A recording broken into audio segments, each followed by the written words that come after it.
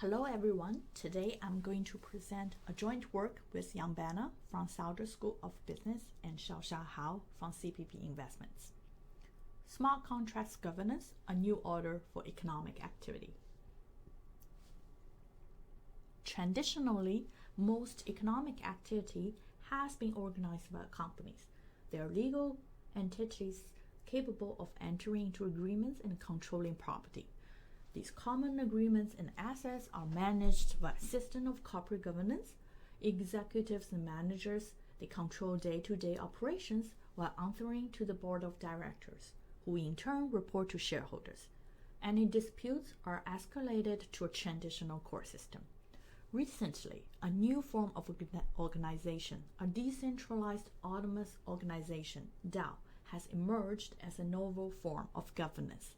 And these organizations have seen explosive growth in the last 2 years. So what is a DAO? DAO is an organization represented by self-executing program rules encoded in smart contracts that determine what changes to make and who can make these changes. The rules and decisions of a DAO are governed by its community members rather than a single central authority. The emergence of DAOs is probably one of the most intriguing developments in DeFi.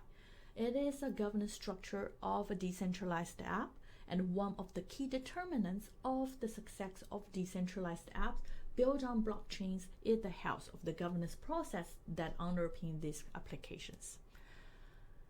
DAOs provide a decentralized alternative to traditional management structures. Unlike most traditional institutions, the decision-making of a DAO is managed by its community members, stakeholders who own DAOs governance tokens, rather than by an elected body such as a government or a board. These governance tokens represent voting rights. Token owners such as insiders and investors, and also the users of the decentralized apps, have a voice in decision-making. And thanks to the blockchain technology and the nature of smart contracts, DAO allows the organization to operate with transparency with open source codes, accuracy with no double voting, with less human error, and more enforceable than any traditional organization. In just 2 years, DAOs grew from thousands to billions in assets, and some of the world's biggest venture capital firms have led multi-million-dollar fundraising rounds in DAOs. The proponents believe that DAOs could be the future of business organization. Everything about the decentralized governance sounds so appealing. However, some remain skeptical. DAOs can quickly grow to a size that becomes inefficient and incohesive when there is substantial disagreement and conflicts of interest among stakeholders. Errors within the code could take a long time to rectify if the community is slow to vote on any changes with too many inactive and inattentive participants. And these are well-known problems from the corporate space. Motivated by the exponential growth and governance challenges of DAO, it is essential for us to understand how DAOs function as a governance mechanism, its structures and characteristics. More broadly, can DAOs be a superior form of governance given our current knowledge of corporate governance theories and evidence? Does DAO have the potential to disrupt the current corporate governance in a more serious way? We have initiated the project with a case study of compound finance, an algorithmic money market for the borrowing and lending of assets built on Ethereum. Why Compound? Compound is not only one of the most prominent DeFi DAOs, its governance mechanism is also one of the widely adopted governance framework. On June 15, 2020, Compound started the public distribution of Compound governance tokens, which is a core mechanic of the protocol. Compound token is a governance token which allows the owner to decide, for example, interest rate model, which new market to add, how to issue governance tokens in the future, and etc. All users, both lenders and borrowers, application built on top of Compound will receive Compound tokens for free as an incentive to provide value to users and the protocol. Compound believes that the token distribution is the start of a complete community involvement. At this stage, we are not claiming any welfare statement. For this case study, we document the ownership structure of Compound's governance tokens, its delegation decisions, voting decisions, participations, and try to understand whether the appealing decentralized governance is generally decentralized. We have collect Compound token transaction during the period of March 2020 to the end of February 2022, on-chain delegation decisions and votes. There are in total 79 proposals. We classify the type of wallets into insiders, investment firms, other crypto firms, contributors from various public sources such as Compound website, Do Analytics, and Etherscan. We also define an address as a platform user if a wallet has participated in any borrowing or lending activity in the past 360 days. We first look at the governance token ownership and delegation decisions. Possessing Compound tokens and participating in governance are not the same.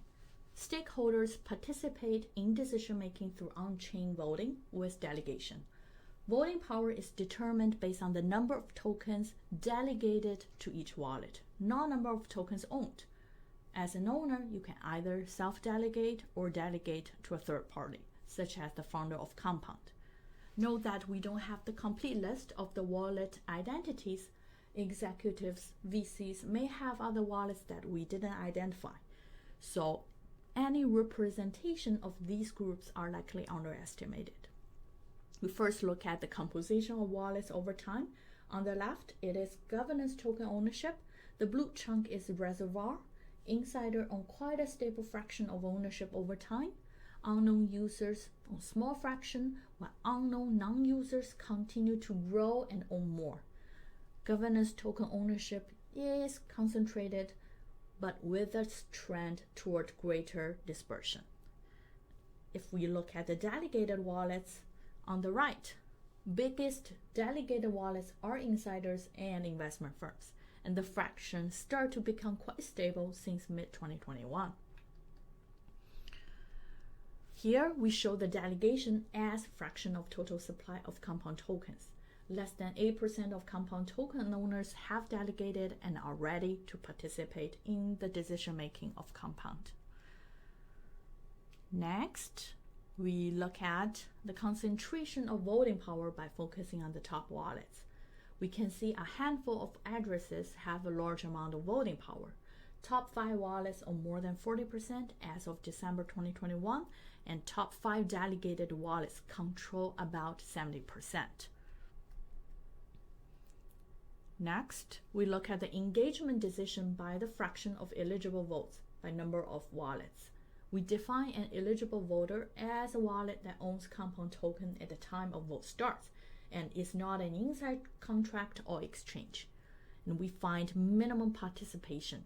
98% of eligible wallets do not participate and 0.1% eligible wallets voted. And this is the engagement decisions by groups. The objective of the Compound reward program was to distribute the tokens to users.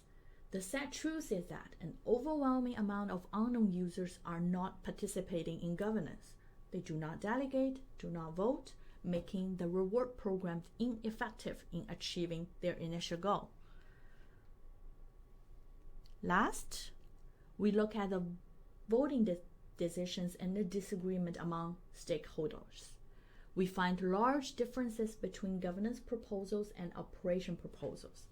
Operation proposals are the ones, for example, changing the interest rate model, and governance proposals are those, for example, that determine the quorum, change the requirement to propose, etc.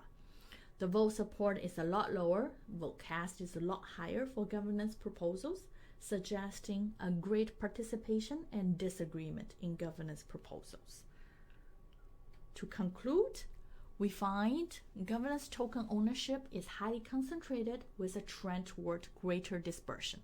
We find low intention to participate in governance, Perhaps it is too costly for a typical dispersed youth to follow proposals and make informed decisions. And we find extreme concentration of voting power with no sign of any trend toward greater dispersion. From what we have found, it seems far, far away from the ethos of community-based consensus decision-making. Thank you.